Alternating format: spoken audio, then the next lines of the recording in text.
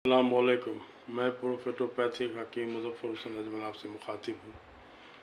आजकल मरीज़ों में देखने में एक ट्रेंड आ रहा है कि 25 से 30 साल की लेडी का अक्सरहाँ का बच्चेदानी निकाला हुआ मिलता है। मामला ये है कि बीमारी इतनी भयंकर नहीं है कि इतना कम उम्र में इस बच्चेदानी को निकलवा दिया जाए। मतलब एमसी की गड़बड़ी का लाइफ स्टाइल से डायरेक्ट ताल्लुक़ है। जैसे एमसी में दर्द का मामला, चुस्त पोशाक, ऊंचा हिल वाला चप्पल, कब्ज़ वाला खान पान और टेंशन वाली ज़िंदगी, ये सब की वजह से आमतौर पर एमसी में दर्द होने लगता है। तो आजकल तो लेडीज़ लोग जो है वो एमसी का दर्द जो है वो अपने मामूलात में समझने लगी है कि हमारे लेडीज़ लोगों को ये झेलना ही है, मुकद्दरे में लिखा हुआ। हालांकि ऐसी बात नहीं है। बहुत ऐसी लेडीज़ को हम जानते हैं जिसको एमसी का दर्द भी मालूम नहीं। तो मसला ये है कि उस एमसी में गड़बड़ी की वजह से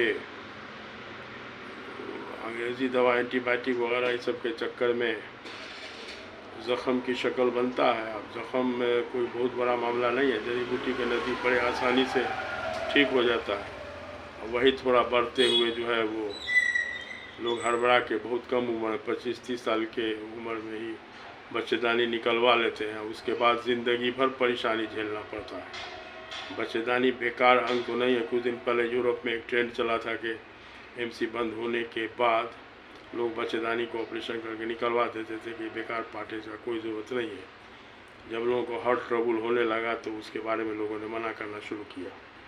तो बहरहाल यहाँ मना करने वाला तो शायद कोई नहीं है, लेकिन आजकल जो मरीज़ से हम देख रहे हैं, मरीज़ का ट्रेंड तो 25 से 30 साल की लेडीज़ का बच्चेदानी निकाला हुआ ही मिलता है।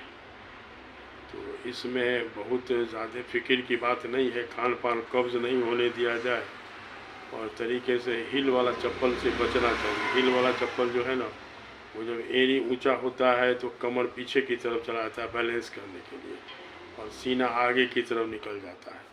तो भले हिल वाला चप्पल पहनने से फिगर सेक्सी लगे देखने में, लेकिन ये ऐसा नर्वस सिस्टम सबको गड़बड़ बेजा प्रेशर दे के टेढ़ा बकला की वजह से, और वो एमसी में बहुत हेवी दर्द का सबब बनता है। ऐसे लेडीज़ लोग मिली जो दर्द से भी ज़्यादा दर्द झेल रही है एमसी में। तो ये बहुत अजूबा बात नहीं थी, लेकिन थोड़ा सा इसको लाइफ स्टाइल से अगर चाहा जाता तो तरीके से डीलिंग इसका हो सकता था। तो अब यह है कि इस लाइन में एक देहाती जड़ी बूटी में ज़ीरा मंगरैला बड़ा बहुत फ़ायदा करता है। जो ज़ीरा मंगरैला जो लेडीज़ लोगों को डिलीवरी के बाद दिया जाता है, तो गांव देहात में शादी रिवाज अब है, अभी तक है, या कुछ चेंज हुआ है, लेकिन अब तो शहर में तो कहानी ख़त्म हो गया। हर चीज़ अंग्रेज़ी दवा पर लोग तकिया लगा लेते हैं, जबकि डिलीवरी के बाद ज़ीरा मंगरैला बहुत ज़रूरी और फ़ायदेमंद आइटम इस तरह से है कि गाय बकरी को भी लोग गांव देहात में बच्चा होने के बाद ज़ीरा मंगरैला खिलाते हैं। तो मंगरैला का एक स्पेशल रिलेशन है कि मंगरैला जो है पेट के बच्चा को भी नुकसान करके निकाल देता है, हमल को नुकसान कर देता है। इसीलिए आजकल जो है वो कलौंजी के नाम पर लोग मंगरैला बेचने वाले भी इस हकीकत को मान के अपना बचाव किए हुए, यानी मंगरैला का तेल जितना भी प्रोडक्ट आपको मिलेगा, सारे तेल पर लिखा रहेगा कलौंजी, और हदीस, कलौंजी वाली हदीस को लोग भजावेगा, लेकिन उस तेल पर लिखा हुआ है कि इससे ये प्रेग्नेंट लेडी के लिए ख़तरनाक है। जाहिर सी बात है, वो तो पेट का बच्चा निकाल देगा, तो इसीलिए बचाव लोग कर लिया अपना कि हम तो लाल से लिख दिया है। तो मसला ये था कि जड़ी बूटी के ज़रिए, खान पान के ज़रिए कब्ज़ को दूर करके जो है ये एमसी के मामला को नॉर्मल किया जा सकता है, लेकिन इतना भयंकर मामला है जो, और एक बात और समझिए कि आप जिस तरह के डॉक्टर के पास जाइएगा वो उसी तरह का मशवरा देगा। जैसे हम लोग के पास लोग आता है तो बोलते हैं कि हाँ जड़ी बूटी से इंशाल्लाह छूट जाएगा। कोई होम्योपैथ वाले के पास जाएगा तो वो भी बोलेंगे कि हाँ छूट जाएगा, हमारी दवा खानी होगी।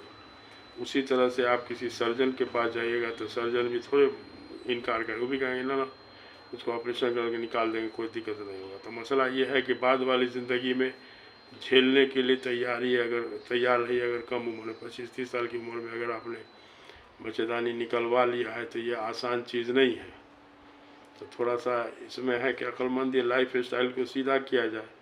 और लाइफ स्टाइल में इसमें कुछ नहीं है, मोटा छोटा थोड़ा खाना होगा, मौसम की सब्ज़ी, मौसम का फल, चोकर समेत आटे की रोटी, छिलका समेत दाल, और भरपूर नींद लिया जाए, प्लस कब्ज़ नहीं होने दिया जाता। कब्ज़ के लिए तो आपको जो है किचन ही में सोचना होगा।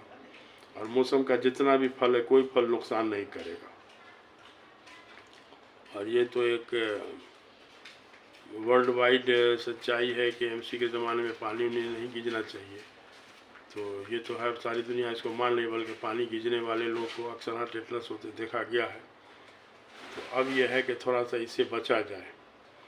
बहुत ऐसा केस है जिसमें बच्चेदानी में घाव की शक्ल हो जाती है, उसका भी हमने इलाज किया है। एक 41 वर्ष की लेडी के बच्चेदानी से एकदम मछली का धुआं की तरह का खून आता था और पूरा महीना आते रहता था, दर्द से बेचैन रहती थी। तो वैसी हालत में डॉक्टर लोग जो है वो उसका हर हाल में बच्चेदानी निकाल ही देता।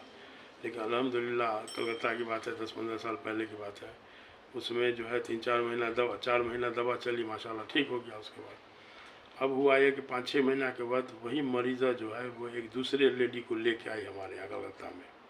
उसी टाइप की मरीज़ थी जिसके जो है बच्चेदानी में दर्द और वही खून आने की वजह से, लगातार आने की वजह से उसने अपना बच्चेदानी निकलवा लिया था ऑपरेशन से। लेकिन निकालने के बाद भी उसी तरह का मछली का धुआं टाइप का खून प्लस दर्द उसको झेल ही रही थी। तो वो मरीज जो उसको लेके आई हमारे पास, तो उसका हम हिस्ट्री नोट कर रहे थे। तो एक ताज्जुब की बात आपको लगेगी कि मरीज़ा ने हमसे बताया जो लेके आई थी उसके बारे में कि हकीम साहब उसको हम आपके पास हम ही भेजा था।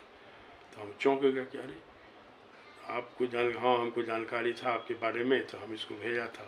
तो हम कहते कि शिफा भी मुक़द्दर से है, अल्लाह की मर्ज़ी से है। उसे किस्मत में शिफा था अल्हम्दुलिल्लाह हो गया 4-5 महीना में। आपके किस्मत में ऑपरेशन था लिखा हुआ था, ऑपरेशन कराने के बाद भी आप उससे ज़्यादा मुसीबत झेलते हुए फिर आखिर में हमारे पास आई है। तो बहरहाल इसका भी दखल है, लेकिन थोड़ा सा अपना भी कुछ अक्लमंदी लगाया जाए और हमारे सर्जन हजरात को थोड़ा सा इस लाइन में फ़िक्र करने की ज़रूरत है। मतलब हल्का फुल्का मामला में बच्चेदानी निकाल देना है तो आसान नहीं, आने वाली ज़िंदगी उसके लिए मुसीबत वाली हो जाती है। तो थोड़ा सा इस पर जो है लोग को ध्यान देना चाहिए। तो अब है कि एक बात अभी जहन में आ गई थी, तो सोचा कि तो वीडियो बना के डाल दिया जाए। तो ठीक है, तो अब यह है कि हमारे जो सब्सक्राइबर लोग हैं ना, तो अगर वो लोग कमेंट में कुछ ऐसा फरमाइश करें ना कि इस टॉपिक पर, तो हमको तो एक तो पॉइंट मिलना चाहिए ना, हेडिंग मिलना ना चाहिए। उस हिसाब से इंशाल्लाह वीडियो बनावेंगे हम। तो हम खुली इजाज़त देते हैं कि आप हमारे इस पर कमेंट भी कीजिए, प्लस मशवरा भी दीजिए कि किस टॉपिक पर हम वीडियो बनावें। तो इससे इंशाल्लाह मदद मिलेगी। तो ठीक है, तो खुदा हाफिज़।